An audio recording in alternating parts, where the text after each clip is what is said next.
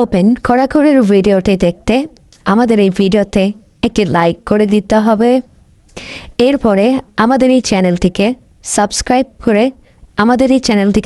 করতে হবে। এরপরে পাশে থাকা নোটিফিকেশন বেল আইকনটি অল সিলেক্ট করে আপনাদেরকে রাখতে হবে। এরপরে ছোট্ট একটি কমেন্ট করে দিতে হবে। কমেন্টে গিয়ে যাওয়ার পরে লিখবেন NICE nice VIDEO nice video লিখে জাস্ট এখানে কমেন্ট করে দিবেন। এরপরেই সেই ভিডিওগুলি দেখতে পারবেন।